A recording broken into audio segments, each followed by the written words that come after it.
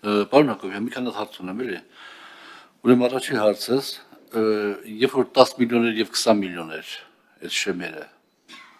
այդ օրենքը երբ է ընդունվել եւ ձեր նախաձեռնության նախապատմությունը, այսինքն ումից է եղել այս նախաձեռնությունը, если կարելի է իմանալ, էլի, նախաձեռնությունը դուք եք նախաձեռնել, ձեր որևէ վարչությունը նախաձեռնել, թե վարչապետի հանձնարարականը, այդ հարցը հաջորդը, այդ մոտեցումը, որը իհարկե ողջունելի է, բայց ինչի չեք ուզում կապեք այդ շեմերը շրջանառության հետ։ Չի կարա 3-4 միլիարդ շրջանառություն ունեցող ընկերությունը 10 միլիոն խաբի պետությանը, կարա սխալվի, 20 միլիոն, բայց դուք գցում եք քննիչների ձեռքը, չի կարա 3 միլիարդ շրջանառություն ունեցող տնտեսավարողը 10 միլիոն թաքցնի, կարա խաբի, կարա նաև սխեմաներ օգտագործի, լավ է անում սխեմաներ օգտագործում, դուք էլ բռնեք այդ սխեմաների իրաց օգտագործելու ձևը, արագ-արագ օրենքը բերեք, ոսը պարոն Բադասյանը մի պահ արեց, օրենք ընդունենք եւ սխեմաների դեմն առնենք։ Հաջորդը այդքան որ գործեր է գնացել հազարավոր ըստ երևույթին տարիների ընթացքում քննչական կոմիտե, դրանից քանի տոկոսն է կամ քանի հատիկն է դատարան գնացել, պարոն Հակոբյան, քանի հատիկն է դատարան գնացել։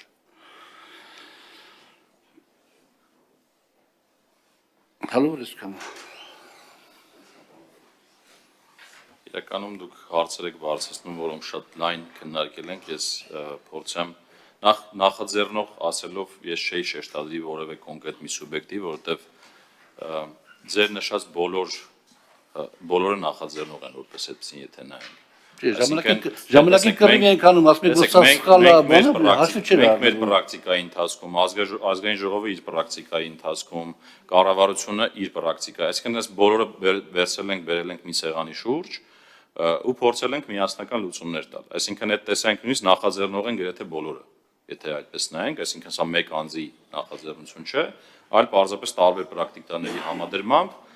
հասկացել ենք, որ հասունացել է մի իրավիճակ, որ կարող ենք այս քայլը անել, որովհետև այս քայլը նաև համարձակ քայլ է իմ կարծիքով, եւ այդ համարձակությունը հիմքեր ունի։ Ինչի, որովհետև տեսեք, ես միգուցե դրա մասին շատ մանրամասն չխոսեցի, բայց մենք պետք է գիտակցենք, որ ժամանակի ընթացքում պետական եկամուտների կոմիտեն իր գործիքները ուժեղացրել է նույն ձեր ասած սխեմաները բացահայտելու ուղղությամբ։ Մենք պետք է գիտակցենք, որ տնտեսությունը հատկապես վերջին տարիներին էական աճ է գրանցել, հետեւաբար նաև բիզնեսները իրենց շապերով էական աճ են գրանցել։ Մենք պետք է գիտակցենք, որ մենք այլևս ունենք կարողություններ, որ այդ վարչական process-ներով անցկացնենք բազմաթիվ գործեր եւ ունենք այդ թեմատիկ ուսումնասիրության գործիքը, որը եթե չեմ սխալվում 24 թվականին է ներդրվել։ Այսինքն բաներ կան, որոնք հասունացել են այս իրավիճակը նաեւ եւ մենք կարողանում ենք այդ հենքի վրա այս որոշումները կայացնել։ Հիմա բանի հետ կապված 10-ից 20-ի հետ կապված 22 թվականից է 10-ից 20 գործում, այսինքն 10-20, ոչ թե 10-ից 20, 5-15, միջև այդ 5-15, դրանից առաջը 4-15, այսինքն իրականում վերջին 10 տարվա ընթացքում փոփոխությունները տենց մարջինալ են եղել, կարելի ասել։ Հիմա մենք էական քայլ ենք անում, երբ որ ասում ենք 3 անգամ բարձրացնում ենք այդ շեմը։ Հիմա մյուսը կապել շրջանառության հետ, այս բանավեճը դեռ շարունակում է ակտուալ մնալ, իհարկե, կապել շրջանառության հետ, ընդհանուր միջև կար քննարկում, կապել օրինակ վճարած հարկերի հետ, թե չէ։ Մենք ընտրել ենք աշճանաբար հասնելու այս ճանապարհին, բայց տեսեք, միջազգային փորձ էլ կա։ Մենք միջազգային փորձը երբ որ նայում ենք, միջազգային փորձը հատկապես քրեական իրավունքի տեսանկյունից մեզ ասում է, որ չեն կարողացել երկրները լուծում գտնել այդ հարաբերական շեմեր սահմանելու, որովհետև այդտեղ իրավական հստակության հարց կա, որովհետև իրավական հստակությունը ասում է, որ դու պետք է նայես պետությանը վնաս պատճառելու չափին։ Հիմա էական չի դիմացինը ինչ շրջանառություն ունի, ինչ հարկ է վճարը եւ ինչքանով է հարուստ կամ աղքատ։ Վնասի չափն է թիրախում ու դա է ամենատարածված պրակտիկան այսօր աշխարհում։ Մենք հիմա ասել ենք բայց նայեք, տեսեք, ազգային ժողովի հետ քննարկումների արդյունքում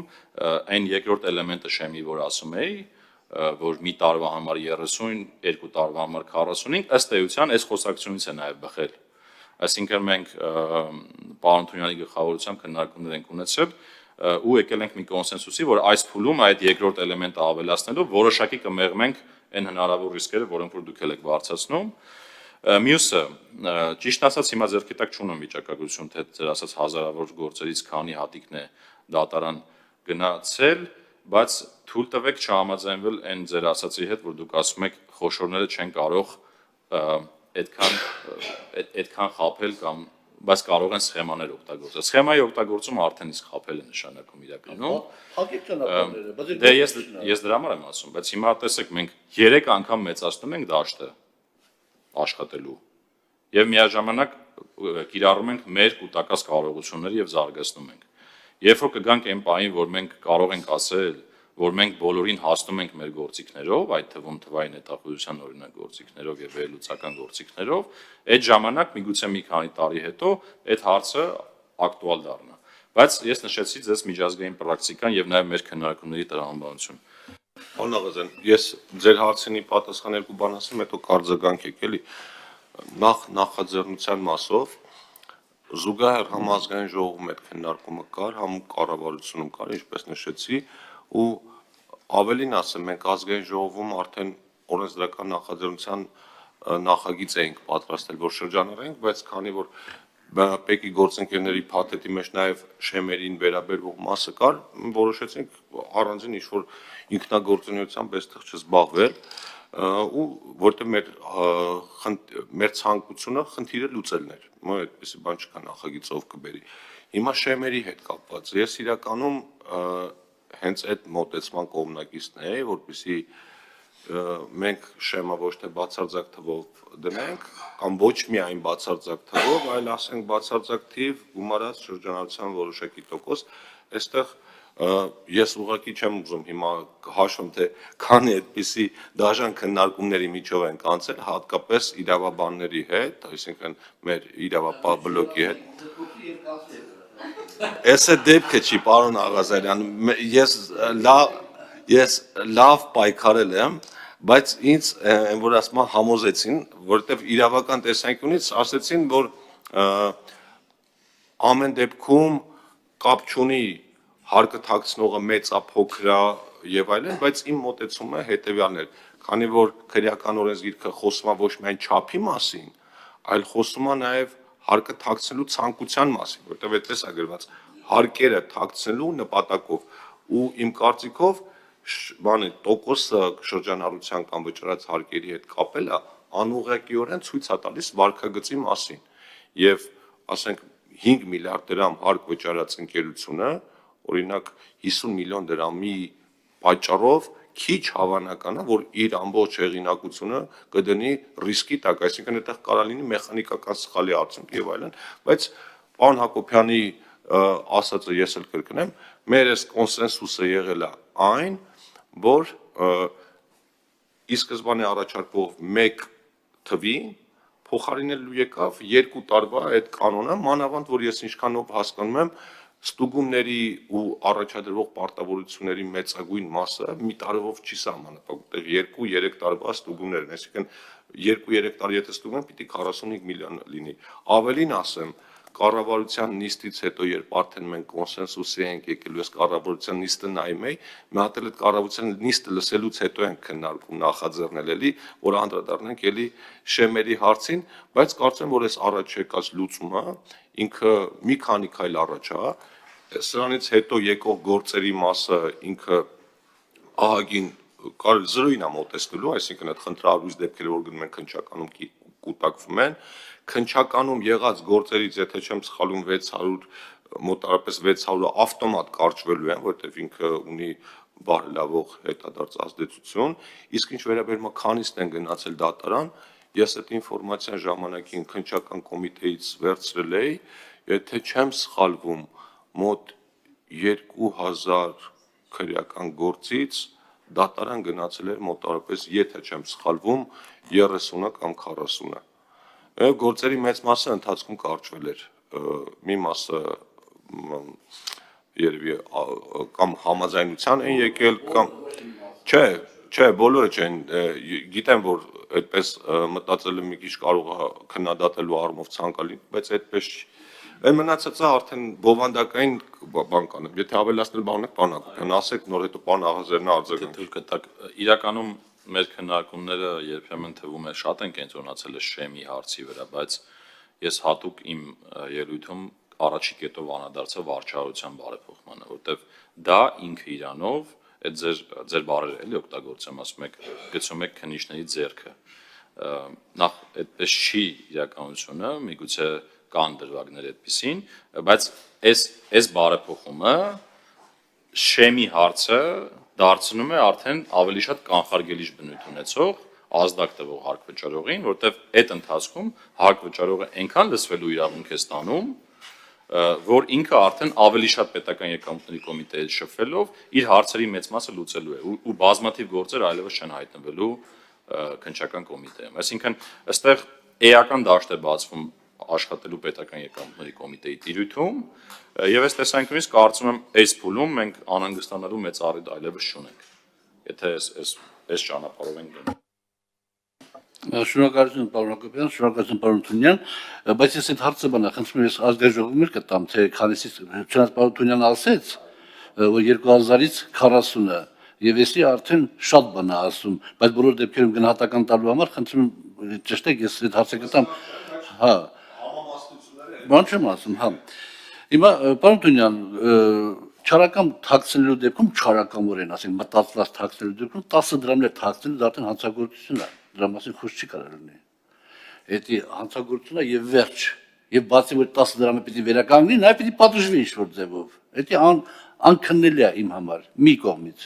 Մյուս կողմից, դուք էլ ունեք ընկերներ, պարոն Հակոբյան, մենք էլ ունենք ընկերներ, մենք էլ ենք եղել որոշ բաների մեջ։ Աշխարհի բոլոր բիզնեսմենները ուզում են բան անեն։ Իրենց հարկային բազան քչացնեն։ Շատ տրամաբանական է։ Հիմա պետությունն է ուժեղը, ուրեմն պետությունն է հաղթում, պետությունը չի ուժեղը,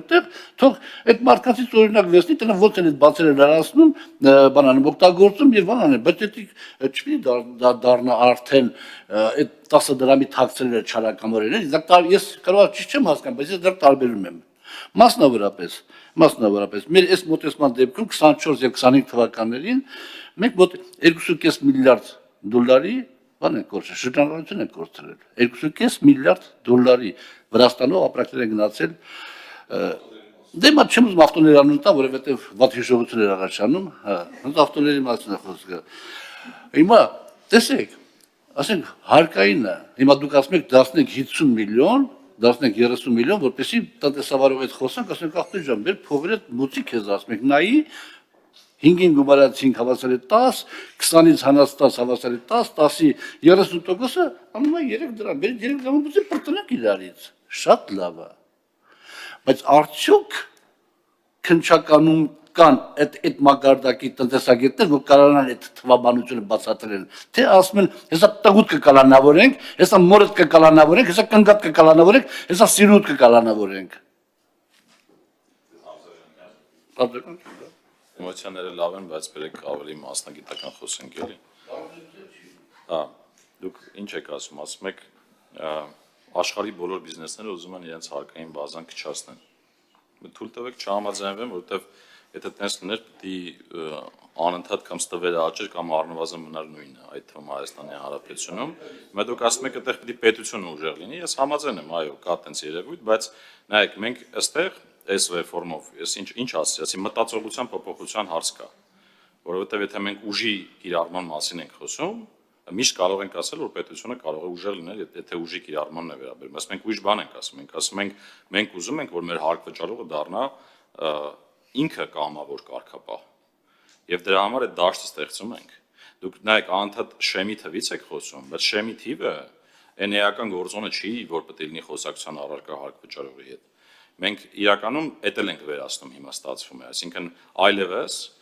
պրակտիկայում շատ քիչ կհանդիպեն դեպքերը, որ որևէ մեկը կվախեցնի շեմով, որովհետև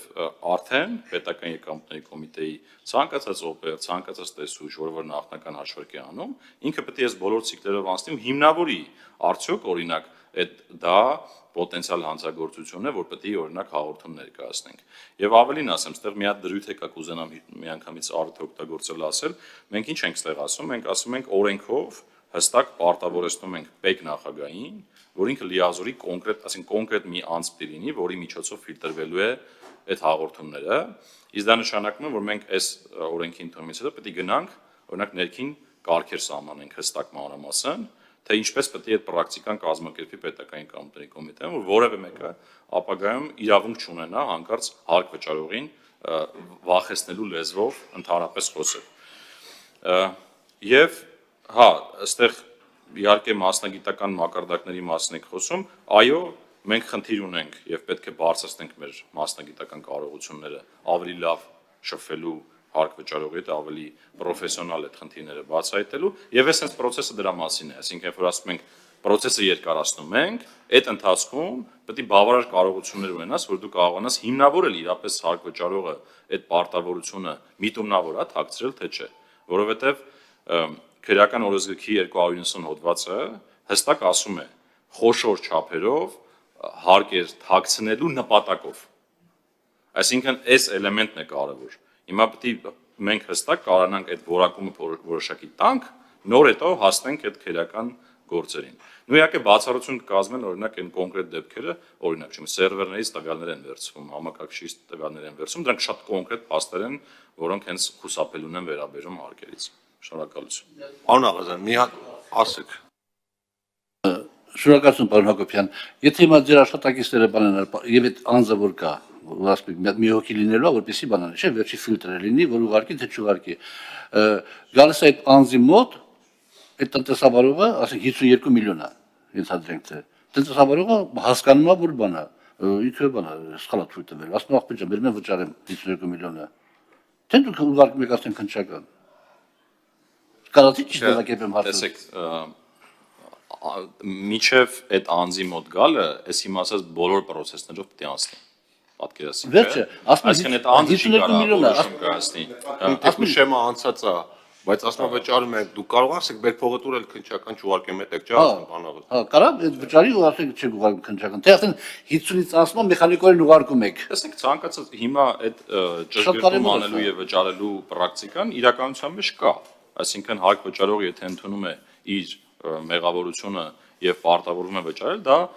մեղմացուցիչ հանգամանք է ըստեյության եւ այդ վճարումները տեղի են ունենում։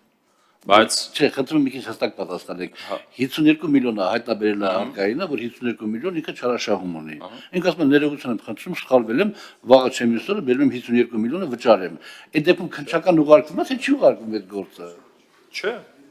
այսօր չի գնում դա։ Չի գնում, չէ՞։ Այո։ Ես պարոն Աղազյան,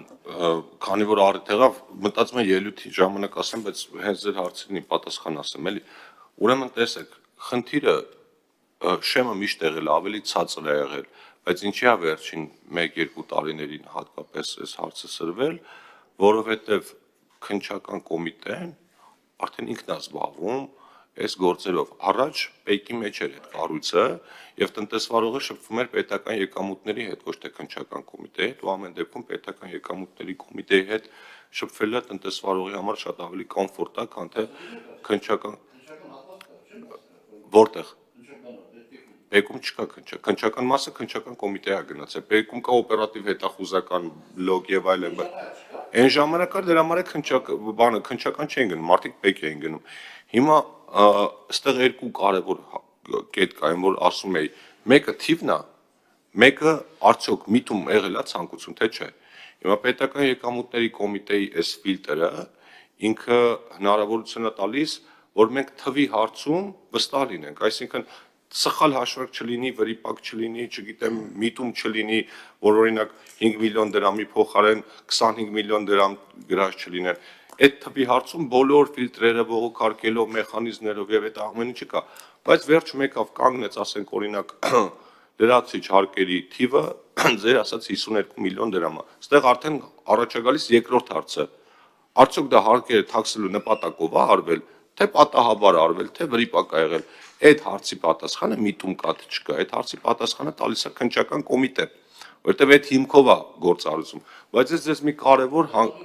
ասում եմ, բայց մի կարևոր բանի մասին եմ ուզում, եթե կառավարության նիստը նայել եք, հենց ուղիղ այդ մասով քննարկում է գնացել երկու փոխվարչապետերի միջև։ Եվ փոխվարչապետերից մեկը Մհեր Գրիգորյանն ասում էր, օրինակ խոշոր ընկերություն է, 50 միլիոն դրամ հարկաթաքցրել, ավտոմատ դա գնալու է քննչական կոմիտե, Տիգրան Խաչատրյանն ասում էր, ոչ, չի գնալու, եւ հետո պեկի մեր գործընկերներն էլ ասում են, որ այո, այն դեպքերում, երբ որ մենք տեսնենք, որ այստեղ վրիպական միտում չկա եւ այլն, մենք գործերը քննչական կոմիտե չենք ուղարկում։ Այսինքն ողջամտության կանխավարկածով են առաջնորդվում, բայց մենք իհարկե պիտի փորձենք, այնպես անենք, որ դա լինի ինստիտուցիոնալ, որովհետեւ այսօր պարոն Հակոբյանն պետական եկամուտների կոմիտեի նախագահ, պարոն Սահակյանն իր տեղակալը, իրանք այդ կանխավարկածով են շարժվում, վաղ մյուսօր մեկը կարող է գա բոլոր գործերն ուղարկի քննչական կոմիտե, ընդ որում քննչական կոմիտե ուղարկելն իր պատճառաբանություն ունի, չուղարկելը կարող է պեկի համար որոշ հարցեր առաջացնի, վաղ մյուսօր գան ասեն, քիչ եք այս գործերը ուղարկել քննչական կոմիտե, այսինքն այդ ամեն ինչը պիտի մաքսիմալ ինստիտուցիոնալ հիմքերի վրա դրվի ու այս առաջի քայլերն են, դրա համար ենք ասում քննարկումները շարունակում ենք, հետագայում քննարկելու ենք նաև ոնց անենք, որ տնտեսական գործունեությանը մաքսիմալ քիչ խոչընդոտներ լինեն, դրանք էլ կանոնակարգվեն, մարդու համակարգիչը չվերցնեն, տանեն մի քանի ամիս պահեն կամ տարիներով պահեն, իսկ այդ ձեր ասած դեպքերը, որ կալանքի շանտաժով կամ մնացած բանով փորձում են մարդուց օրինակ լրացուցիչ հարկային պարտավորությունները բյուջե գանձել, այդ խոսակցությունները մեզ էլ են հասնում, այդ մասին մենք էլ ենք բարձրաձայնում, իմ կարծիքով չեն բացառվում, որ ինչքան էլ ուզում է վերևի մասը ղեկավարության, այսինքն top management-ը բոլոր կանոնները պահպան, միշտ կգտնվեն մարդիկ, որոնք փորձեն տենց ինչ-որ գործողություններ անել, բայց այդ էլ ես հորդորում եմ բոլոր այն տնտեսվարողներին, ում հետ որևէ հարկային տեսուչ կամ քննչական կոմիտեի քննիչ այդ լեքսիկոնով ոչ շանտաժի լեզվով խոսում, թող տվյալները անձամբ ուղարկեն ինձ։ Դե աչի, պարոն Աղազյան, որտեվ երբ որ գալիս է ժամանակը, ասում ես, եղբայր կոնկրետ ասա, ով էր եկել քո մոտ այդ տիպի շանտաժի լեզվով խոսում, ասում են, լավ է, մենք ոչ մի բան բողոք չունենք, որտեվ վաղը մյուսը չենք ուզում։ Այդ 2000-ը իդեպ պարոն Աղազյան, այդ մի հատ կճշտեմ 2000 էր թե ինչքան էր, բայց դրանց մեծ մասը ավտոների գործերն էր, ինչքան հիշում եմ, որոնք մինչև հիմա մնացել են այնտեղ։ Չէ, ուզում եմ ասեմ, այդ ինչ-որ տենց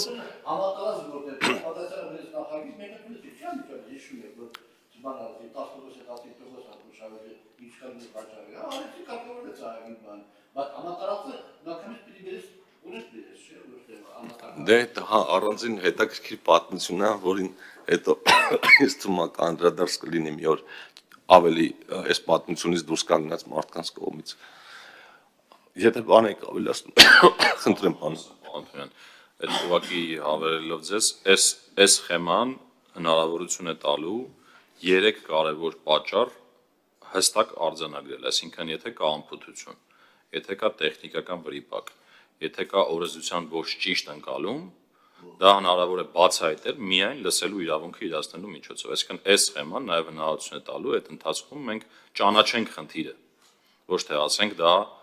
միտոնավոր էր ու վերջ։